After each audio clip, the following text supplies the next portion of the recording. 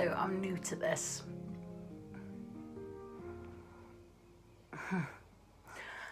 In a world that has decided that it's going to lose its mind, be more kind, my friends. Try to be more kind. Where do I start? So hi everyone, my name's Megan and this is the first video on my channel that I like to call Be More Kind. Now, I didn't want to go down the route of the stereotypical be kind, because obviously that's been used a lot this year with Caroline Flack and a lot of other different things that have happened over the media. So I thought I'd add the more in.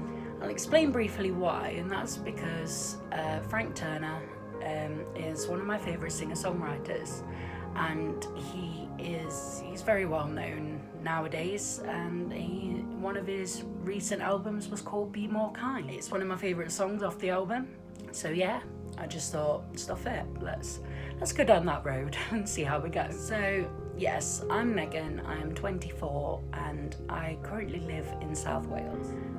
So I started this channel just to try and raise awareness of mental health and chronic illness, and to also go into depth about the parts of mental health and chronic illness that people don't see. So I have fibromyalgia, functional neurological disorder and borderline personality disorder.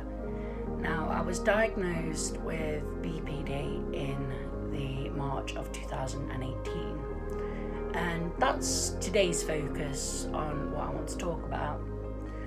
Borderline personality disorder is basically, the only way I can really think of describing it is that we feel things so much more intensely than the average day-to-day person. For me, I have quiet BPD, which means that I act in rather than acting out. Whereas if you're familiar with BPD, we don't have the stereotypical symptoms of BPD that other people do. So the frequent anger outbursts tend to suffer in silence more than anything. So whereas we kind of feel like our heart is breaking all the time, we don't talk about it. We don't want to burden people, so we keep it all in. Whereas the stereotypical image with BPD is one that involves very dramatic behaviours, to anger outbursts, arguments with partners and friends, but these are all characteristics that describe somebody who acts out. Having quiet BPD, however, means that we act in, so we feel and struggle with all of the same things. So the fears of abandonment, the mood swings, extreme anxiety, being incredibly impulsive, black and white thinking, which is also known as splitting. We get very irritated, and we can become aggressive, but not outwards. We tend to blame ourselves a lot more for everything.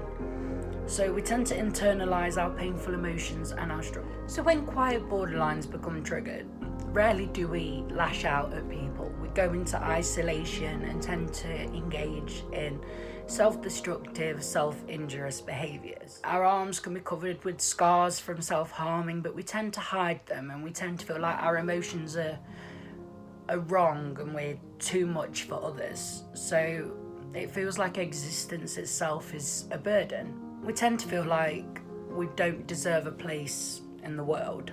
We'd rather be in pain inside than to affect other people. So we hold everything in.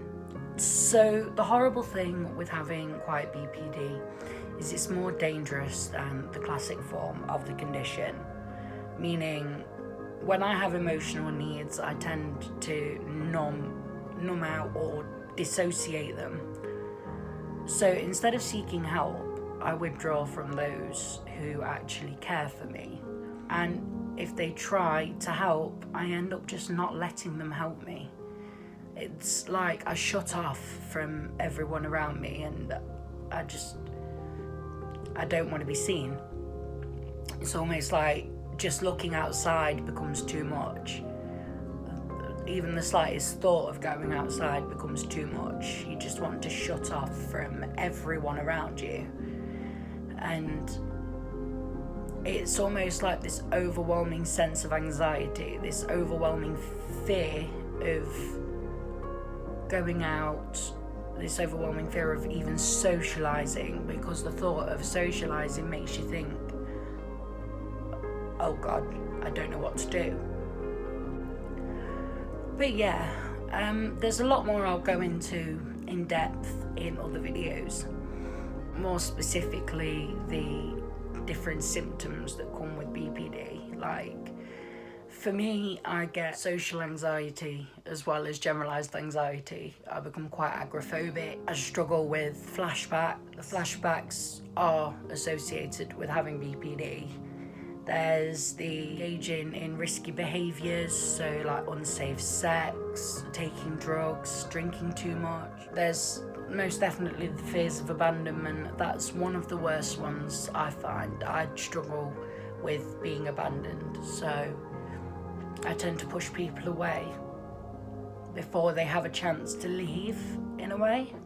So it makes life easier for me to deal with, because I think, well, if I push them away,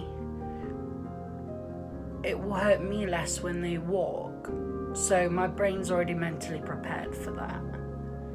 But I'll go into more detail about that in future videos. So yeah, I've never done one of these videos before, so yeah, I hope you enjoyed it, and if you did, click that subscribe button and be sure to stay tuned for more, and I will see you in the next video. So goodbye.